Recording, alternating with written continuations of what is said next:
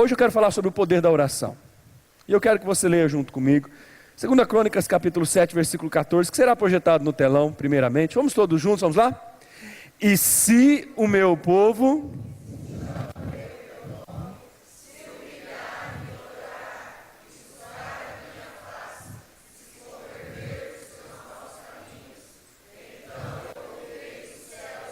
perdoarei os seus pecados e sararei a sua terra. Amém? Aleluia. Irmãos, não dá para ser diferente.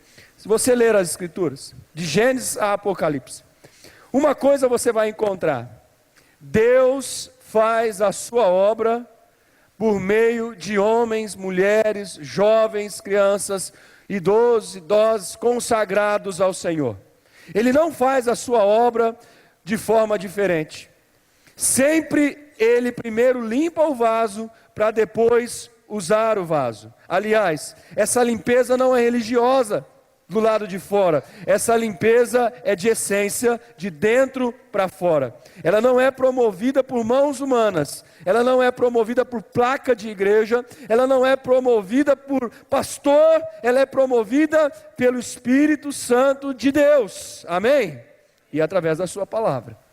Eu separei alguns nomes aqui. Primeiro, Abel. Abel foi um grande homem de Deus. Abel teve seu sacrifício aceito pelo Senhor. O livro de Hebreus capítulo 11 diz que mesmo estando morto, Abel ainda fala. Sabe por quê? Porque Abel era uma pessoa consagrada. Quando eu olho para a vida de Enoque, a Bíblia diz que Enoque, de repente, com 300 e alguma coisa de anos, ele estava andando e Deus o tomou para si. A Bíblia usa a expressão trasladado. Foi levado por Deus e não conheceu a morte. Mas a Bíblia também vai dizer que antes de ser trasladado, Enoque andou com Deus. Isso quer dizer que Enoque tinha uma vida consagrada ao Senhor. Nós olhamos para a vida de Noé. Noé era alguém, e foi alguém muito importante, no meio de uma geração completamente falida, da qual Deus havia determinado em seu coração destruir aquela geração. Deus encontra alguém. Esse alguém se chama Noé. Esse alguém era diferente da sua geração. Esse alguém era uma pessoa diferente, que fazia e fez toda a diferença. Agora a Bíblia também vai dizer que da mesma forma que Enoque, Noé andou com Deus.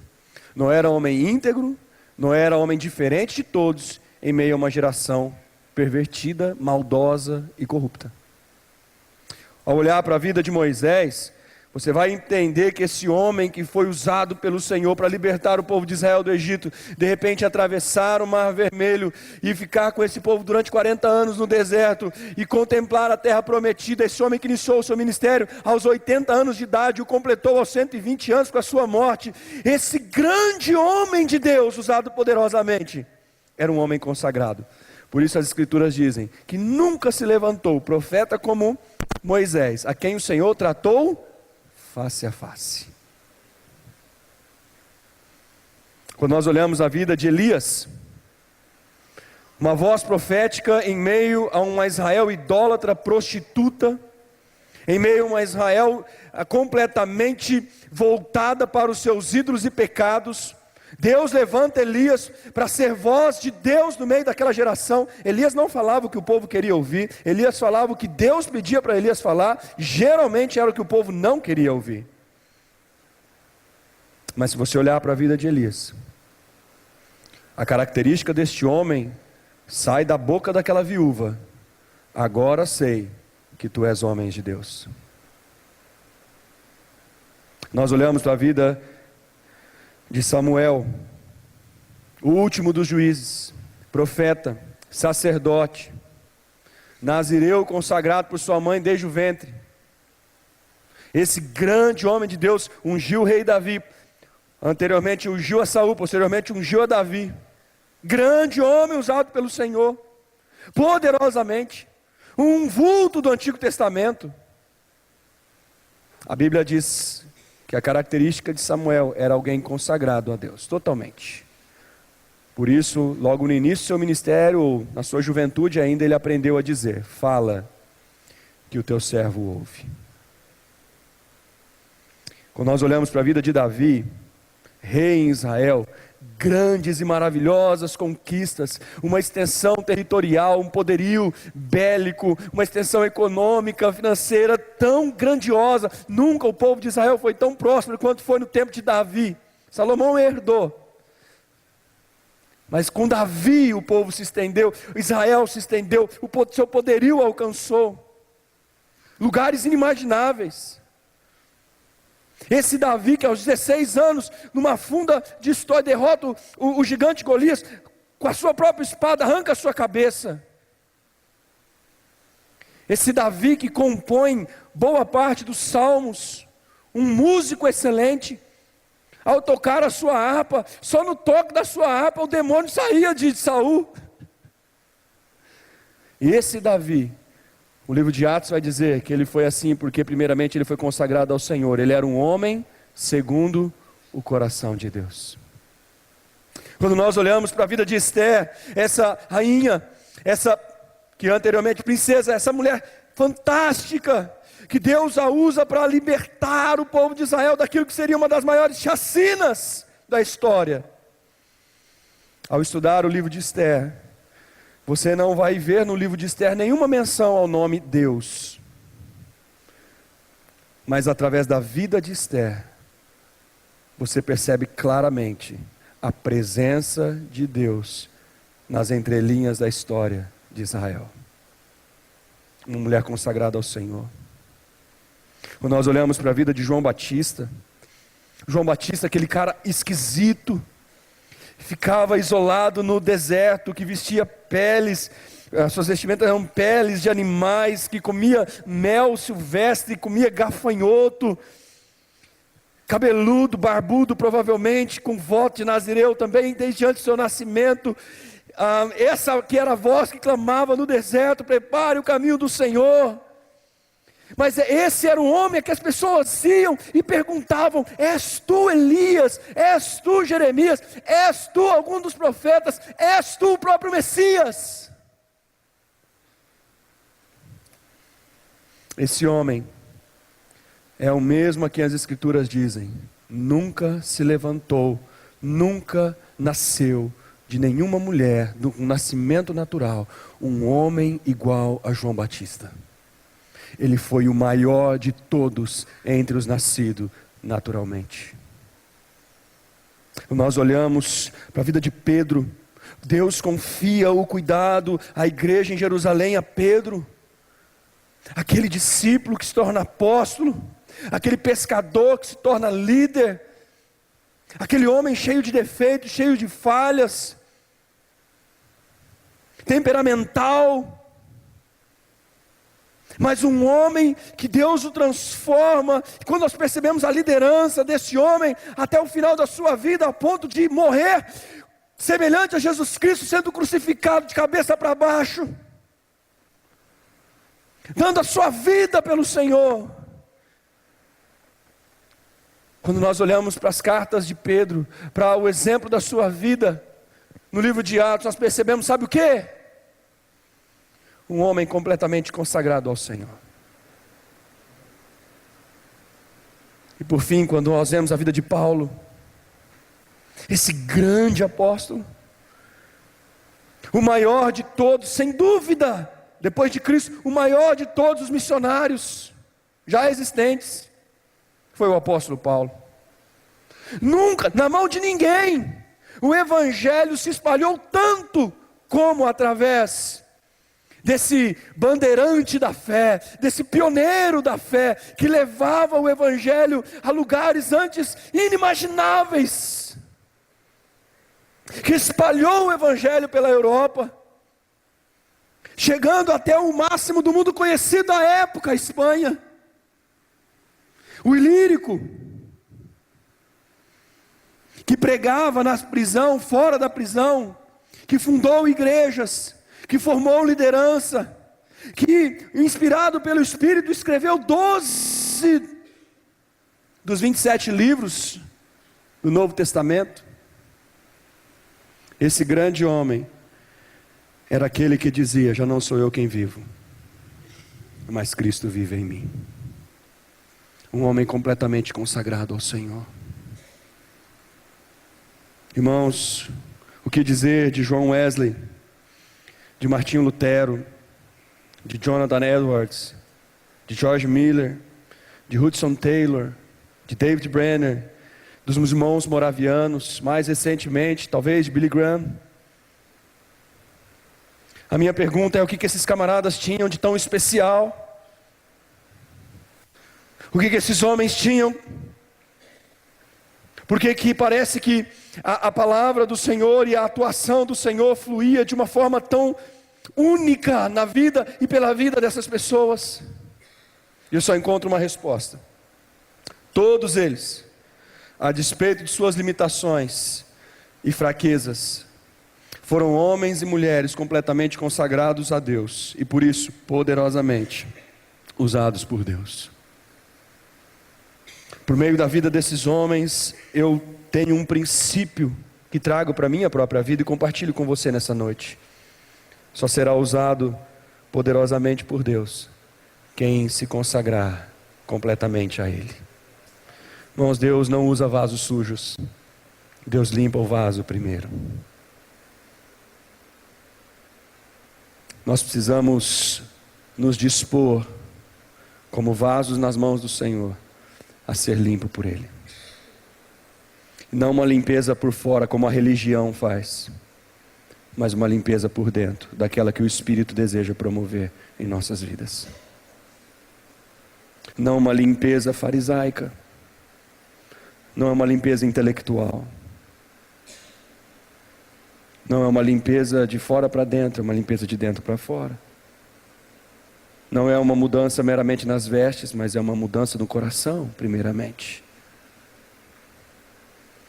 Nós precisamos entender, queridos, que nós não vivemos hoje, eu digo nós no modo geral,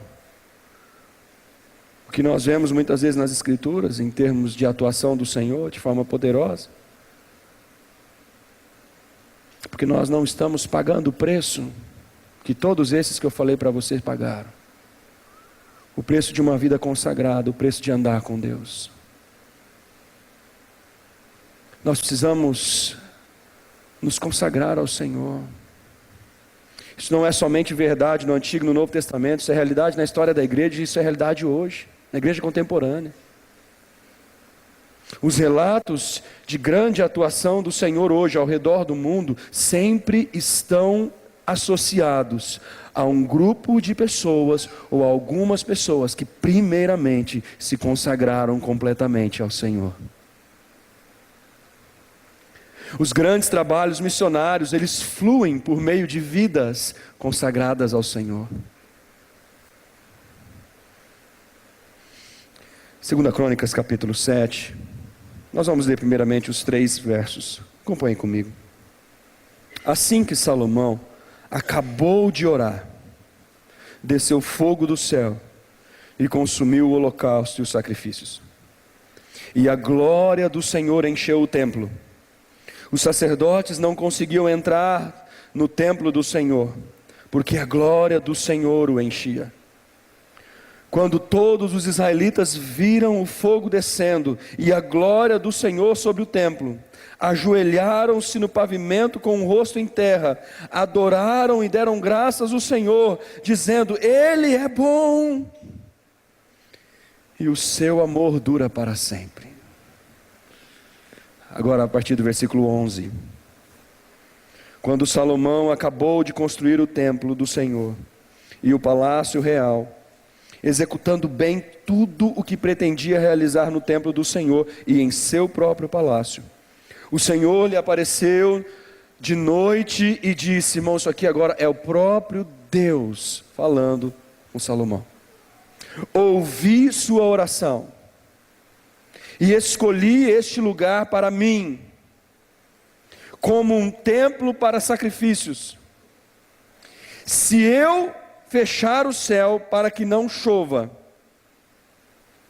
ou mandar que os gafanhotos devorem o país, ou sobre o meu povo enviar uma praga, Todas coisas possíveis, irmãos. Deus parou a chuva com Elias, Deus enviou gafanhotos com Moisés, e Deus enviou pragas em várias situações. Por exemplo, aquelas serpentes e tantas outras. Se o meu povo, que se chama pelo meu nome, se humilhar e orar, buscar a minha face e se afastar dos seus maus caminhos, dos céus o ouvirei, perdoarei o seu pecado e curarei a sua terra. De hoje em diante, os meus olhos estarão abertos e os meus ouvidos atentos às orações feitas neste lugar. Escolhi e consagrei este templo para que o meu nome esteja nele para sempre. Meus olhos e o meu coração nele sempre estarão. Eu acho incrível essa história, porque Davi, pai de Salomão, sonhou em edificar um templo ao Senhor. Lembre-se que o povo vinha daquela ideia do tabernáculo no deserto, posteriormente algumas outras situações, mas agora Davi sonhou em edificar uma casa onde pudesse ser realizados sacrifícios, feitas orações, etc. Mas Deus não permite que Davi cumpra essa vontade. Deus diz: Davi, sua mão está suja demais de sangue. Davi era um homem de guerra. Eu vou usar o seu filho Salomão. E a Bíblia diz que Salomão é quem edifica. E neste capítulo 7, Salomão está consagrando. 2 Crônicas fala sobre esse tempo de consagração desse templo ao Senhor. E nesse momento da consagração, três palavras se destacam aqui. Primeiro, o templo. O templo estava sendo consagrado. O lugar aonde seriam realizados, a nossa segunda palavra importante, os sacrifícios.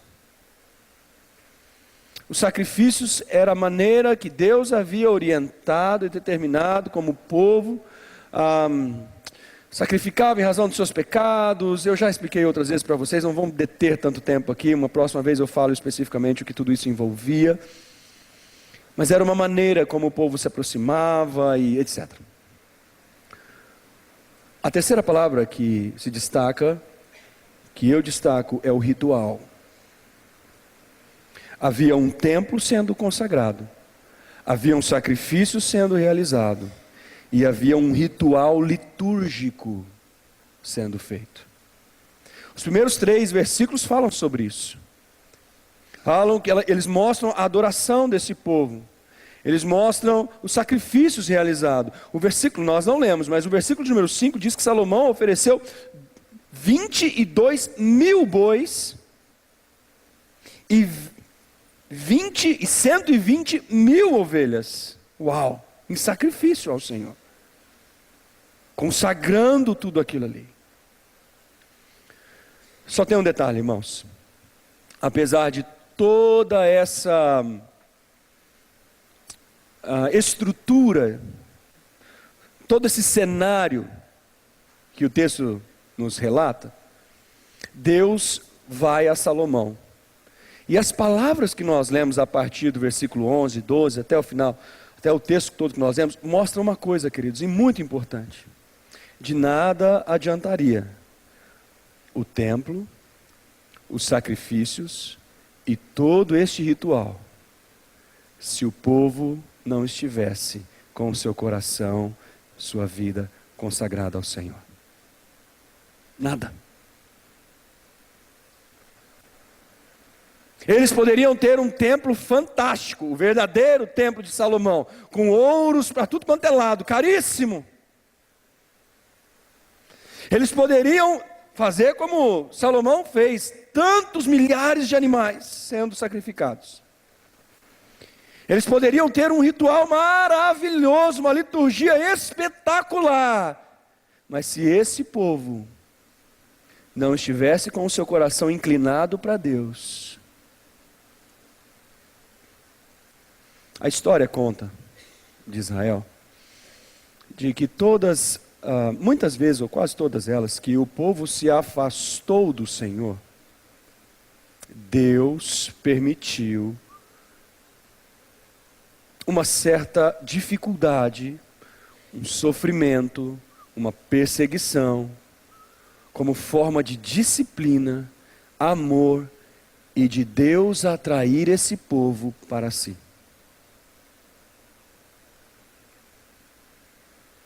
Quando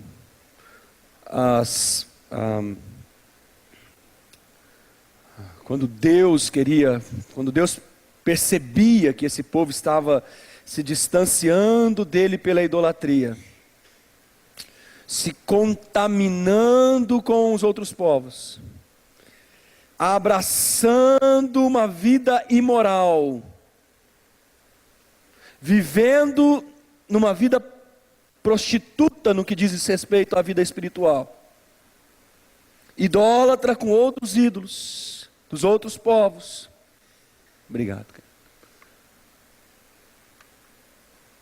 Quando nós vemos isso, Deus se encarregava de pesar a sua mão de amor, como forma de atrair esse povo para si novamente. Por isso, quando o Senhor diz: olha, se eu parar a chuva, quero que vocês se lembrem que quem dá a chuva para vocês não é Baal, sou eu. Se eu enviar uma praga, provavelmente o que está implícito aqui, queridos, a ideia é: quando eu fizer isso, é porque vocês se afastaram de mim.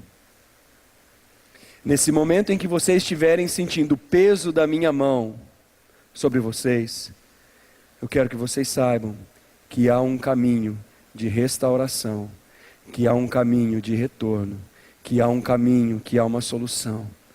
Vocês precisam me buscar, se humilhar, abandonar os seus pecados, buscar a minha face. Eu vou ouvir vocês. Meus irmãos, nessa palavra, Deus está apresentando para Salomão o que a consagração significa. Irmãos, consagração, primeiramente, é uma questão de renúncia. Se o meu povo que se chama pelo meu nome se humilhar. A palavra humilhar tem a ver com tirar as máscaras diante de Deus, reconhecer quem é pecador, falho, não ter vergonha de se expor diante do Senhor, se humilhar. Quantas vezes as Escrituras vão dizer isso? Os humilhados serão exaltados. Bem-aventurado, aqui a palavra é humildes, é verdade, mas os humildes de coração.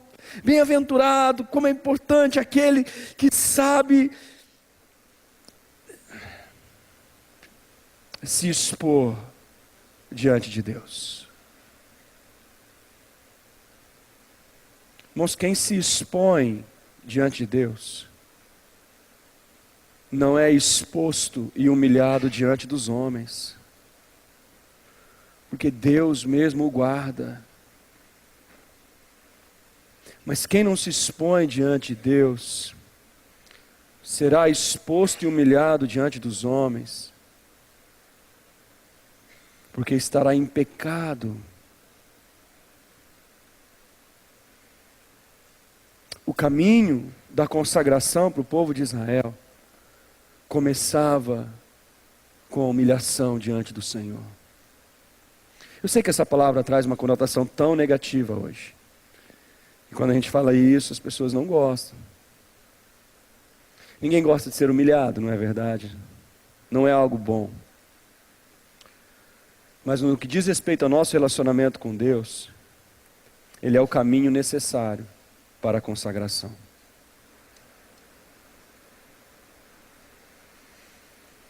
A segunda questão aqui, queridos, é que consagração é uma questão de dependência.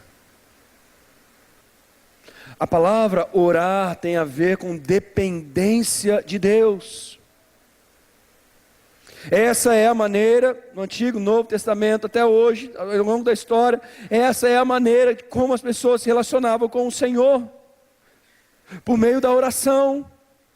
Todos os grandes homens, grandes pessoas, mulheres, crianças, jovens, adultos, senhores, todos eles, Antigo e Novo Testamento, não há um que você diga, foi um grande homem, realizou grandes coisas e não orou.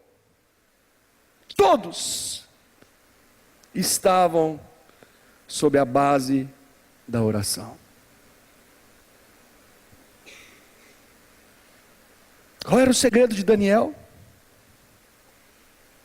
Dos 16, dos 15 aos 85? Um homem inabalável, atravessando gerações e inclusive impérios. O mesmo Daniel que se absteve dos manjares, das comidas de Nabucodonosor, que preferiu honrar ao Senhor, que não se misturou com as comidas consagradas. Esse mesmo Daniel é o mesmo Daniel aos 85 anos de idade, lançado numa cova de leões, por orar ao Senhor 3 vezes ao dia. Sabe por quê? Porque Daniel era uma pessoa completamente consagrada a Deus. A Daniel é dado o privilégio de revelações incríveis acerca da história e do futuro, estudada por muitos até hoje, porque Daniel era um homem consagrado a Deus, um homem de oração. A expressão no Novo Testamento fala tantas vezes isso, queridos. E Jesus se retirava para lugares solitários e passou a noite em oração. E de repente Jesus estava no meio de uma multidão, realizando tantas coisas, pessoas admirando a Jesus, falando sobre Jesus, anunciando a Jesus. De repente Jesus pegava e se retirava sozinho. Lá estava ele orando. Então, diante da sua morte, que ele sabia que aconteceria, Jesus se retira e vai orar. Qual era o segredo? Dependência de Deus. A terceira questão, queridos, é que a consagração, ela é uma questão de retorno. Porque o texto diz: se o meu povo que se chama pelo meu nome se humilhar, orar, e aí ele completa: e buscar a minha face. Por que retorno? Porque geralmente, irmãos, nós buscamos outras faces. Geralmente nós nos inclinamos para outras coisas.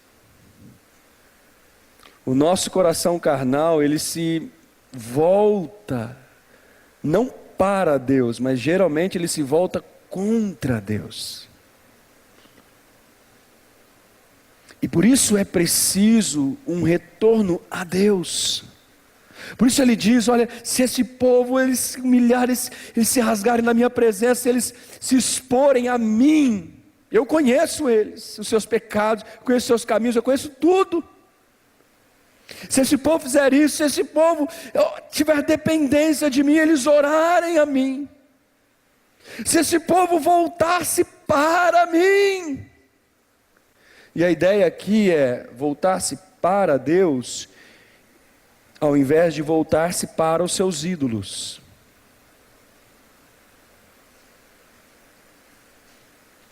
E então ele diz que a consagração é uma questão de santificação. Esse povo precisa abandonar os seus maus caminhos. Esse povo que se chama pelo meu nome precisa abandonar os seus pecados. Esse povo que se chama pelo meu nome precisa ter prazer em mim e não no pecado. Santificação, queridos, é uma questão de separação para Deus. É uma questão de busca genuína e permissão que Deus nos purifique continuamente. Santificação não é criar asas e sair voando. Santificação, ela não é uma palavra para pessoas perfeitas. Santificação é um desafio para pecadores como eu e você. De viver para Deus, de consagrar-se a Deus totalmente. Não adiantava o templo, não adiantava os sacrifícios, não adiantava o ritual, não adiantava a liturgia, se aquele povo não estivesse totalmente consagrado ao Senhor. O que eu mais quero, parece que Deus está dizendo, o que eu mais quero, além de tudo isso, que é muito bonito, mas o que eu mais quero é o seu coração. Por isso, o Salmo 51, Davi vai dizer, Deus se agrada por um acaso de sacrifícios? Não, ele diz, ele se agrada de um coração contrito e um espírito compungido, não desprezará o Senhor.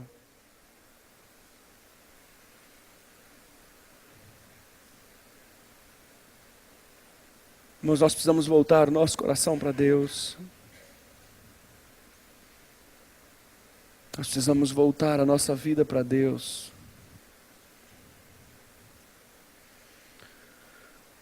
O Senhor também vai dizer a Salomão, olha, quando vocês fizerem isso, eu quero que vocês entendam que eu tenho 3 promessas para vocês. Primeiro, eu vou ouvir o clamor de vocês. Irmãos, não pensa que isso aqui é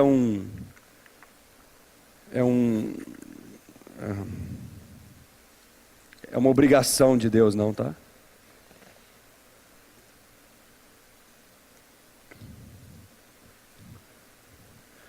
Leia o livro de Oséias e você vai perceber o quanto que Israel havia se afastado do Senhor.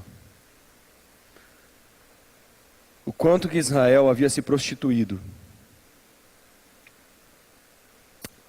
A sua vida imoral era consequência da sua idolatria. Leia o livro de Oséias, irmãos, você vai perceber algo muito triste para Israel. Chega ao ponto do Senhor declarar, eu virei as minhas costas para vocês.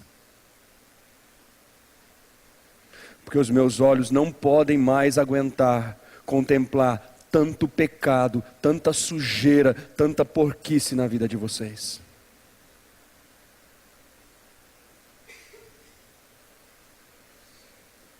Obviamente que o amor de Deus sobrepuja tudo isso, e aí o livro mostra o carinho, o amor de Deus, a sua misericórdia, a graça, trazendo novamente Israel para si, etc. Aí você tem que ler o livro. Mas, queridos, quando nós oramos ao Senhor, verdadeiramente, quando nós nos abrimos e nos rasgamos, quando nós nos expomos a Deus, Ele ouve a nossa oração.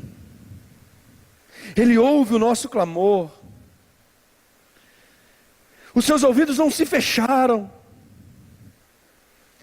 Os seus olhos, Ele não está cego. Mas Ele não somente ouve o nosso clamor. O segundo benefício é que Ele perdoa os nossos pecados.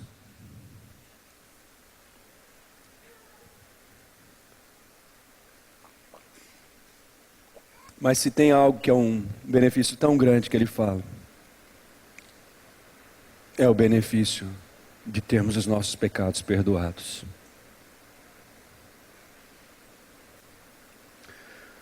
Limpos, purificados.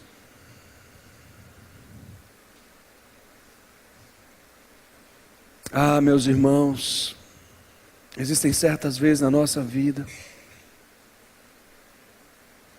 e eu já passei por momentos assim, que eu olho para o Senhor e falo, Deus, eu preciso pedir perdão.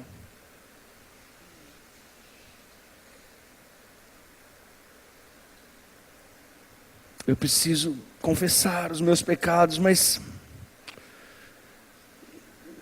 às vezes parece, queridos, que a gente já fez tantas vezes, né?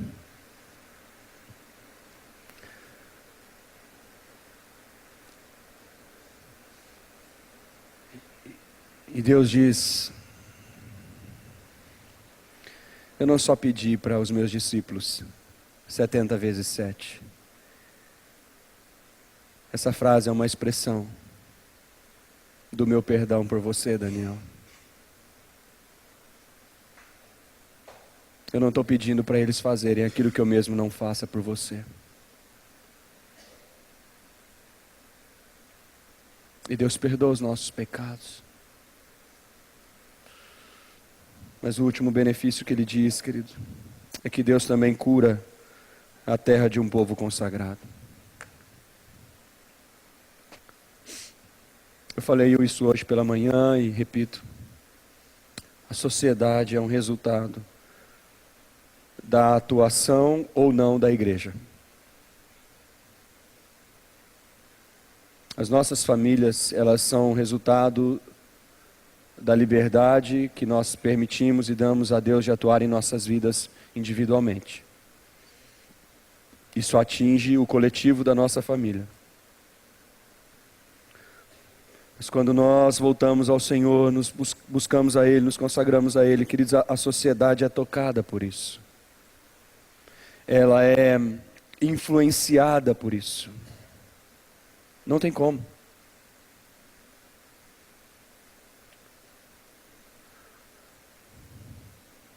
Em outras palavras, o que Deus está dizendo é: eu atendo a oração e atuo em favor daqueles que a mim se consagram.